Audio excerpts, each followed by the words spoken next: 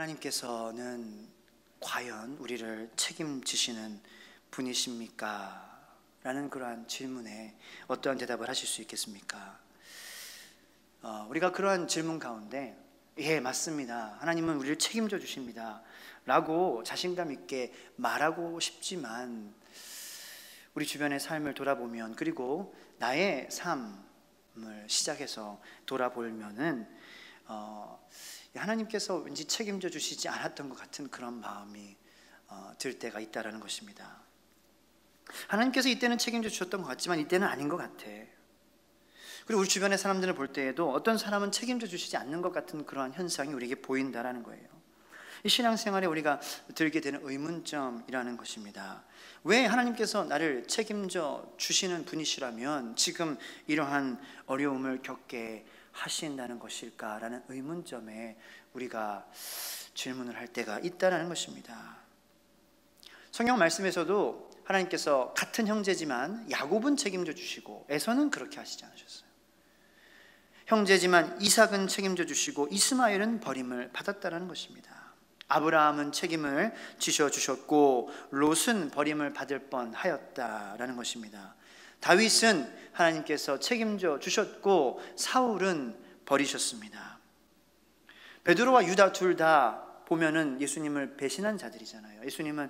베드로는 예수님을 3번 부인했고, 유다는 예수님을 팔아넘겼고, 둘 다 버렸습니다. 배신했습니다. 그런데 예수님께서는 부활하시고 베드로는 찾아가셨지만 유다는 유다의 삶이 비참한 결말을 맞이하게 됐다는 것입니다.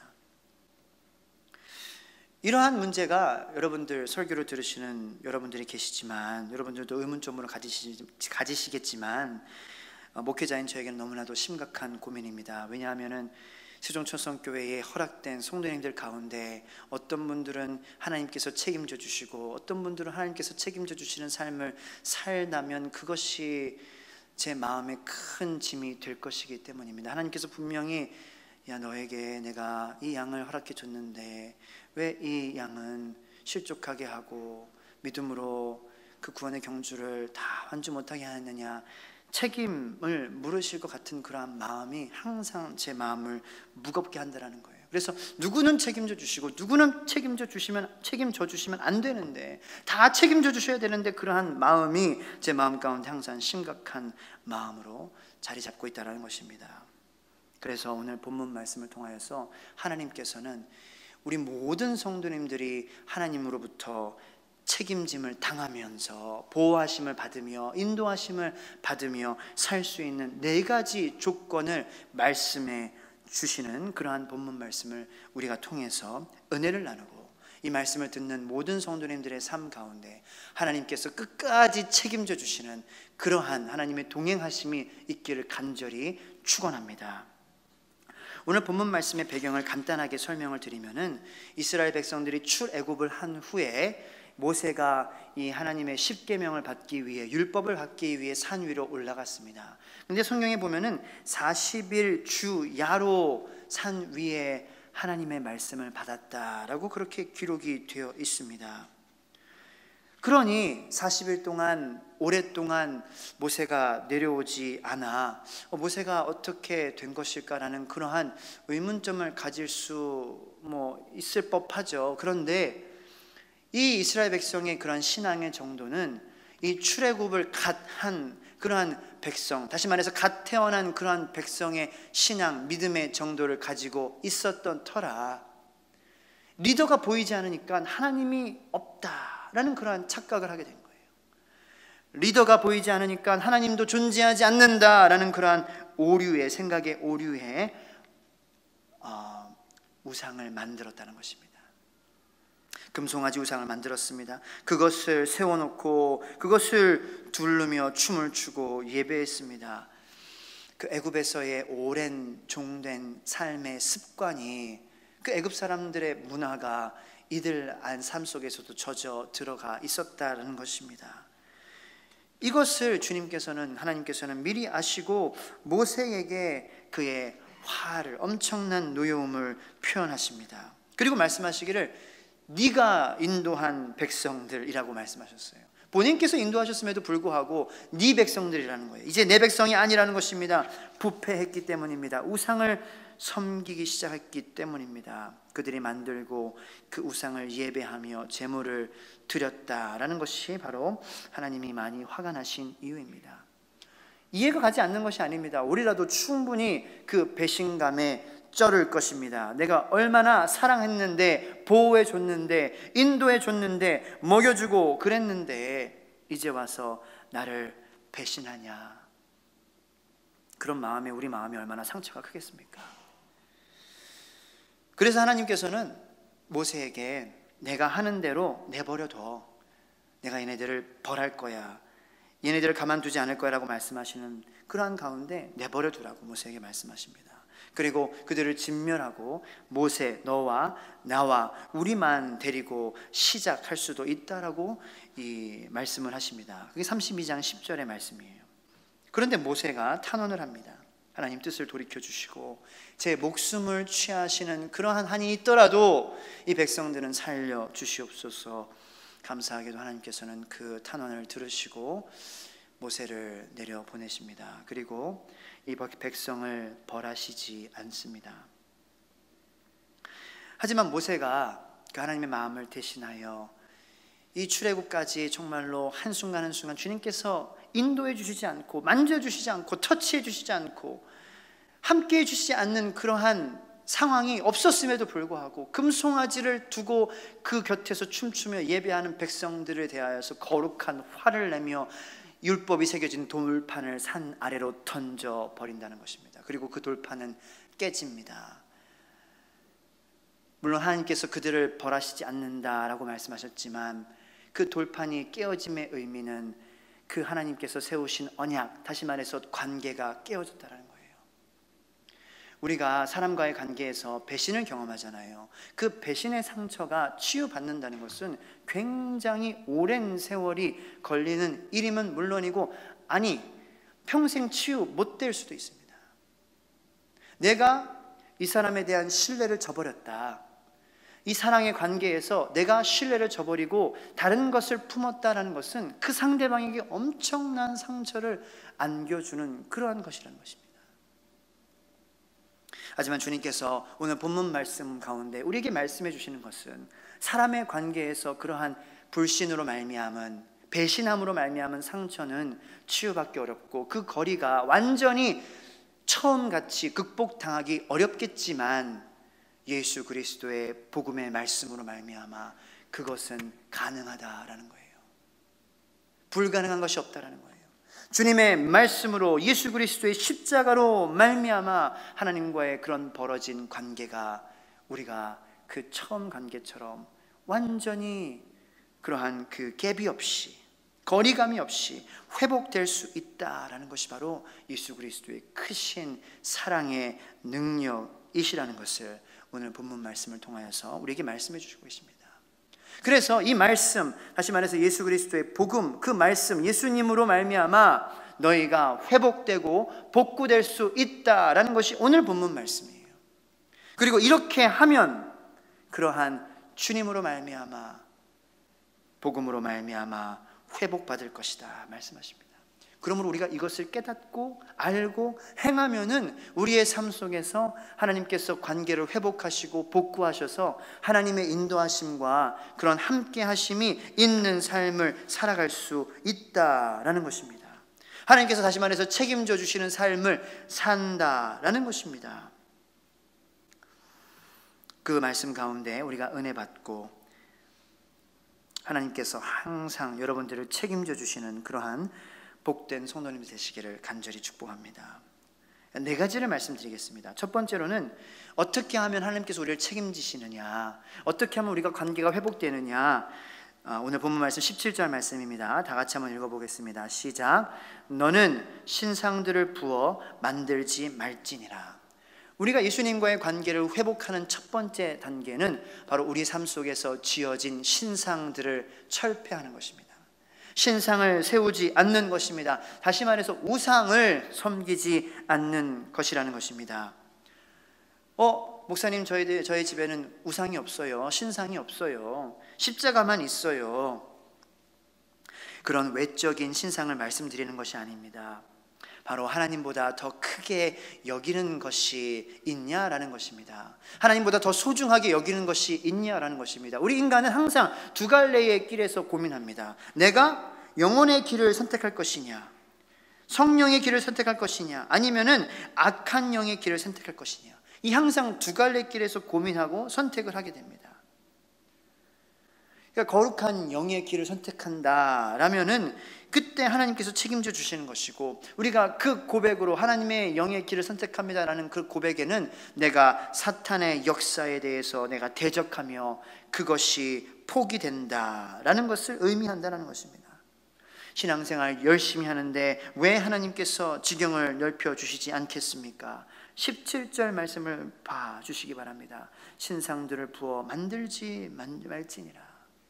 하나님을 높이면, 하나님을 소중하게 생각하면, 우상이 없으면 우리의 삶 가운데 하나님께서 역사하셔서 우리에게 회복을, 우리에게 관계의 회복을, 그리고 하나님께서 책임져 주시는 그런 삶으로 인도해 주실 것이라는 것입니다. 우리의 마음을 한번 돌아보시기 바랍니다. 우리가 하나님보다 더 크게 여기는 것이 있습니다. 분명히 있습니다.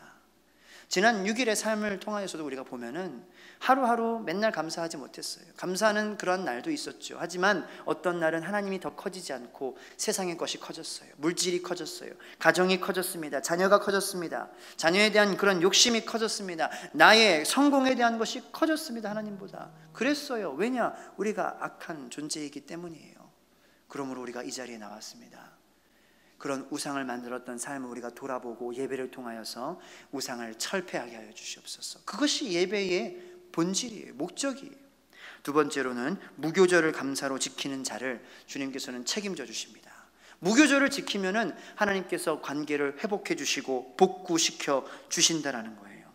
자, 18절 말씀입니다. 다 같이 봉독하겠습니다. 너는 무교절을 지키되 내가 내게 명령한 대로 아비벌 그 절기에 이래 동안 무교병을 먹으라. 이는 내가 아비벌의 애굽에서 나왔음이니라. 그 무교병이라는 것은 누룩을 넣지 않은 떡을 이야기합니다.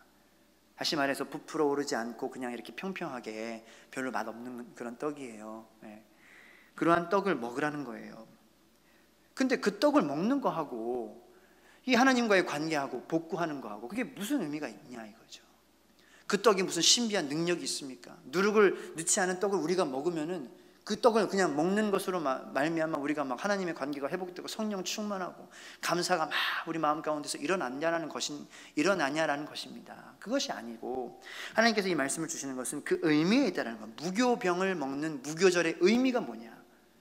무교절의 의미를 제가 설명드리겠습니다. 이 무교절이라는 것은 한 3, 4월 정도의 아비벌에 이제 이루어진 것인데 하나님께서 그 6월절 어린 양의 피로 말미암아 하나님의 저주가 피한 이스라엘 백성들의 문설주의 발라짐으로 말미암아 하나님의 저주가 장자에 대한 저주가 이렇게 면하게 되었잖아요. 그것이 바로 무교절이에요. 그 6월절이 무교절이라는 거예요. 그때에 먹은 빵이 무교병이라는 것입니다. 누룩을 넣지 않았어요.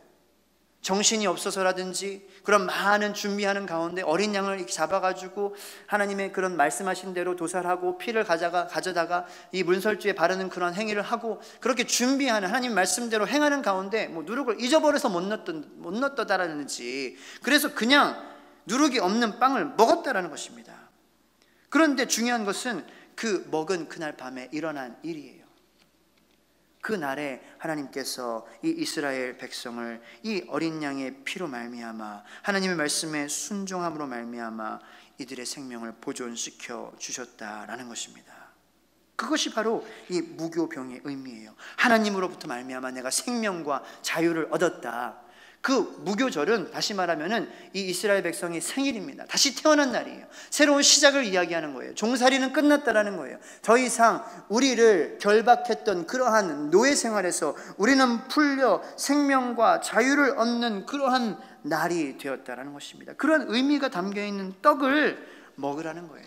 하나님의 약속을 생각하라는 것입니다. 하나님을 잊지 말라는 것입니다. 하나님을 잊으면 너에게 정체성이 없다라는 거예요. 이집트 세상살이를 끝내고 노예 생활을 끝내고 이제 새로운 나와의 약속의 땅을 향한 그러한 하나님의 천국의 생활을 하는 그러한 시작이 바로 이 무교절이라는 것입니다. 하나님께서 나를 살려주셨다 기억하라는 거죠. 하나님께서 나를 보존시켜 주셨다. 예수 그리스도의 어린 양의 피로 말미암아 나를 살려주셨다라는 거예요. 그 이제 무교병이 의미하는 게 예수님을 의미하기도 합니다. 무교병에는 누룩이 없어요. 신약 성경에 예수님께서 누룩을 말씀하실 때에는 죄와 허물을 말씀하셨습니다. 그래서 바리새인들에게 저 사람들의 누룩을 조심하라 말씀하셨죠.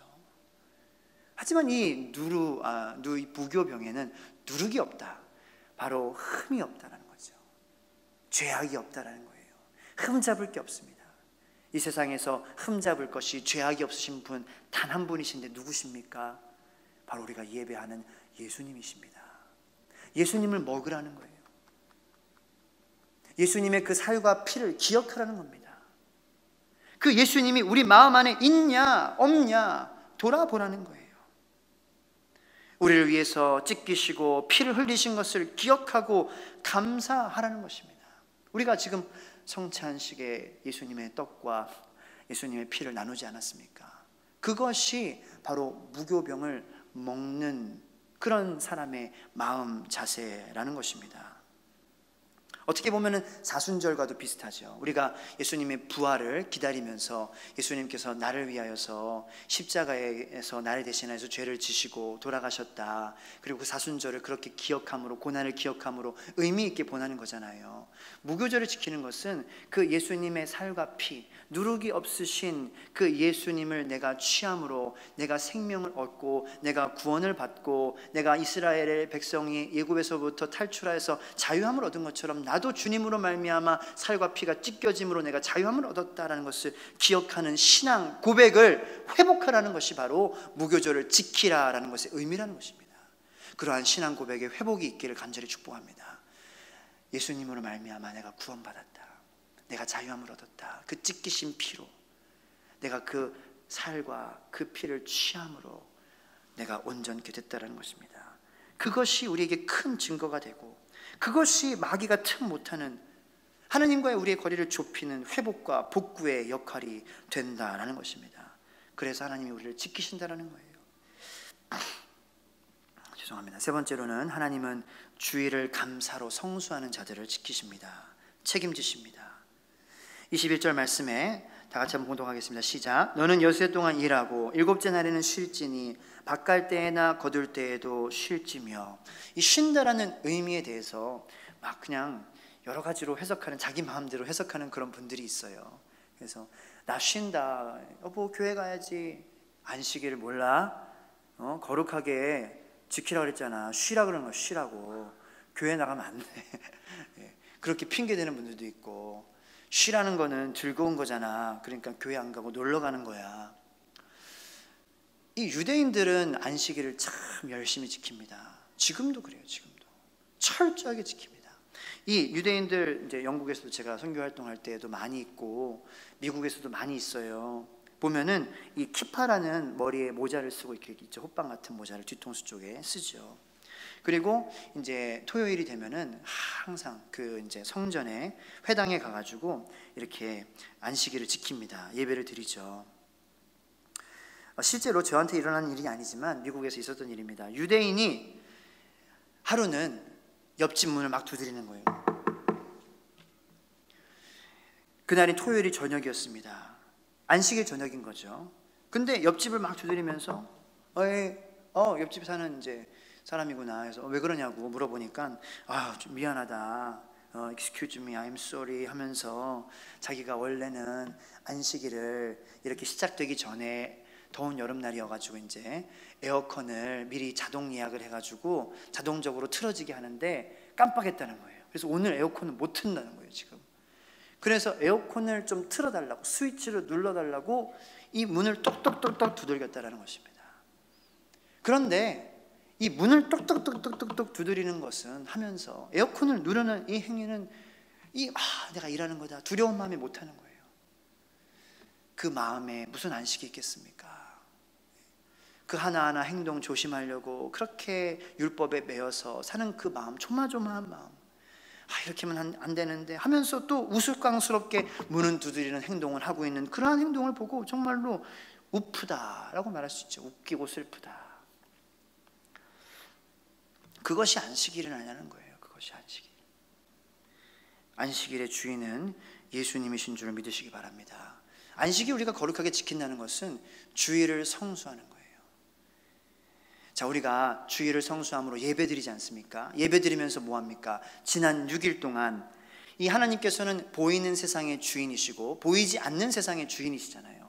그런데 보이는 세상의 주인, 보이지 않는 세상의 주인으로 내가 모시며 살았는지, 보이지 않는 세상의 주인으로는 모시며 산 것 같지만 보이는 세상의 주인으로서 내가 못 모시고 살았어. 내가 이 세상 사람들과 섞여서 그들이 즐거워하는 것에 동참하면서 살고 내가 내 자신을 경건하게 지키지 못했어. 혹은 내가 보이는 것은 이렇게 했지만 마음이 떠나 있었어. 이런 식으로 이 하나님의 안식일의 주인 되시는 예수님이 보이는 세상과 보이지 않는 세상 지난 6일 동안 내가 어떻게 그 주님을 주인으로 모시고 살았는지 이 교회에 와서 예배드림으로 돌아보며 내가 잘하기 원합니다 라고 주님께 회복받고 평안을 얻고 돌아가는 거예요. 그것에 대한 죄책감으로부터 우리가 해방되고 무거워진 것을 다 내려놓고 돌아가며 안식을 얻는 것이 바로 안식이라는 것입니다. 그러므로 주일 성수하는 것이 안식일을 거룩하게 지키시는 것을 믿으시는 우리 하나님이 지키시는 성도님 되시기를 간절히 축복합니다. 마지막으로 맥추절을 지키라고 말씀하셨어요. 그리고 수장절을 지키라. 맥추절은 뭐냐? 22절 말씀인데 다 같이 한번 읽어보겠습니다. 77절 곧 맥추의 초실절을 지키고 새말에는 수장절을 지키라. 이 77절 곧 맥추의 초실절은 처음 수확에 대해서 감사하는 겁니다. 우리 어르신분들은 잘 아실 거예요. 우리 대한민국이 농경 문화이기 때문에 우리 한 해의 첫 수확이 보리입니다. 그리고 그 다음 마지막 후반기의 마지막 수확은 쌀이죠. 그래서 처음 이 수확하는 그러한 것에 대해서 보리에 대해서 감사하는 것이 바로 보리맥, 맥추절입니다. 그리고 수장절은 그 하나님께서 1년 수확에 대해서 감사, 그러니까 모아놓은 것들에 대해서 감사하는 거죠. 그러니까 이제 우리가 추수감사절이라고 지키잖아요. 그것은 이제 청교도가 미국에 들어오면서 그 정신으로 우리가 추수감사절을 우리도 지키는데 그 수장절이 그거예요. 수장절에 대한 의미보다는 일단 맥추에 대한 의미를 보기 원합니다. 왜냐하면 맥추, 처음 우리가 거둔 곡식에 대해서 소홀히 여길 수 있기 때문이에요. 자, 특히 보리는 이 유목민족이었던 이스라엘에게는 마치 군인에게 눈이 하늘에서 내리는 똥과 같은 그러한 의미 없는 그러한 곡식이었어요. 왜냐하면 이 유목민족들은 멀리 나가가지고 오랫동안 떨어져 있었거든요, 집에. 그러니까 힘이 필요해요. 고기를 먹어야 돼요. 보리를 먹어서 힘이 나는 게 아니에요. 근데 하나님께서는 이 보리로 감사하라는 거예요. 그 의미가 뭐냐 우리가 한번 살펴봐야 되는데 너희들의 인생이 나로 말미암아 바뀔 거라는 겁니다. 가나안 땅에 들어가면은 이제 유목민족의 생활을 접어두고 농경민족의 생활에 그런 하나님께서 많은 것들을 수확하게 하시는 그러한 농경 문화의 삶이 시작될 거라는 거예요. 그냥 단순히 넌 농부가 될 거야, 이 민족은 농경 문화로 재배하는 그러한 민족이 될 게 아니라 가나안 땅에 내가 너에게 약속한 땅에 너희가 들어가서 복을 받게 될 거라는 의미입니다. 그러므로 우리가 우리 삶 신앙생활에서 적용할 수 있죠. 보리 같은 그러한 생각을 할 때가 있어요. 이게 뭔 의미입니까, 주님? 감사할 것이 분명한데 그 감사를 바라보지 못하는 거예요. 짧은 시선으로.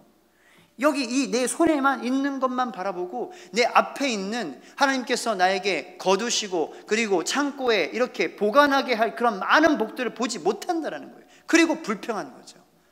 불평하는 가운데 생각하지 못하는 가운데 지금까지 인도하여 주셨던 그 주님의 손길과 은총을 경험하지 못한다는 겁니다. 지금 내가 이 자리에 있는 것, 자녀들과 함께 있는 것, 가족들과 함께 있는 것, 세종시에 이사 온 것, 하나님의 은혜라는 거예요. 은총이라는 거예요. 그것들로 감사하지 못하고 지금 이게 내 삶 속에서 무슨 의미입니까? 라는 인간적인 시선으로만 바라보는 모습이라는 거죠. 그래서 맥추절을 지키라는 거예요.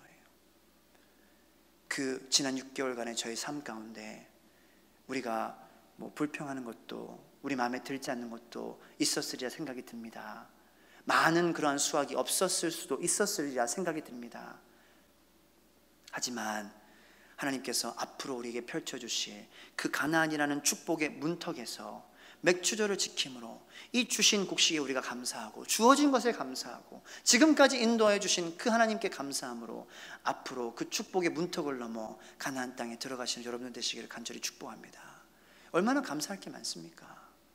우리가 감사하지 않는다는 것은 하나님의 그러한 역사하심의 연속성이 끊어지는 거예요. 내가 월요일, 화요일 감사했다가 수요일 날 감사하지 않는다 그러면 내 삶에서 하나님이 수요일에 존재하지 않는다는 거예요. 하나님이 역사하지 않는 거예요. 근데 하나님이 그러신 분입니까? 하나님께서 어떤 특정한 날을 정해두시고 역사하십니까? 아니잖아요. 1년 365일, 일주일 24시간, 7일 24시간 그렇게 역사하시는 분이잖아요. 제가 영어로 이제 24/7 이게 이제 매일매일 일주일 24시간 그 의미거든요. 매일매일이라는 뜻이거든요. 그 24시간 일주일 동안 역사하시는 하나님의 연속성이 드러나는 것은 우리가 매일매일 감사하는 행위라는 것입니다. 비가 오기 전에 구름 같은 것이 바로 맥추절의 의미입니다. 구름이 보여주시고 하나님께서 비가 오게 될 것이라는 약속의 상징이 구름 속에 있잖아요. 그러므로 그 구름에 감사하시는 여러분들 되시기를 간절히 축복합니다. 그렇게 감사하는 자들에게 결론적으로 어떠한 일이 벌어지냐라는 거예요. 24절 말씀을 다시 한번 같이 읽어보겠습니다. 시작. 내가 이방 나라들을 내 앞에서 쫓아내고 내 지경을 넓히리니 내가 매년 3번씩 여호와 내 하나님을 뵈려고 올 때에 아무도 내 땅을 탐내지 못하리라. 하나님보다 더 사랑하는 것을 내려놓고 신앙 고백을 분명하게 가지고 무교병의 정신을 가지고 하나님이 책임져 주실 것을 믿으시기 바랍니다. 무교절, 그 무교병 예수님의 살과 피, 그 예수님을 우리가 취함으로 그것으로 우리가 구원받고 자유함을 얻었다. 그런 확실한 신앙 고백으로, 감사로 신앙 고백으로 주일을 성수하시기 바랍니다. 그것이 맥주 감사절입니다. 하나님이 책임져 주실 것입니다. 여러분들의 삶 속에서 여러분들을 인도해 주시고 월화수목금토일 24시간 일주일 365일 1시간도 우리가 감사함으로 하나님의 그 능력의 그 연속성이 끊이지 아니하며 항상 지켜주시며 주님께서 우리의 자녀도 책임져 주실 줄로 믿으시기 바랍니다. 우리의 경제도 책임져 주실 줄로 믿으시기 바랍니다. 우리의 모든 건강도 지경도 책임져 주시고 넓혀 주시게 될 줄로 믿으시기 바랍니다. 기도하겠습니다. 하나님 감사합니다. 오늘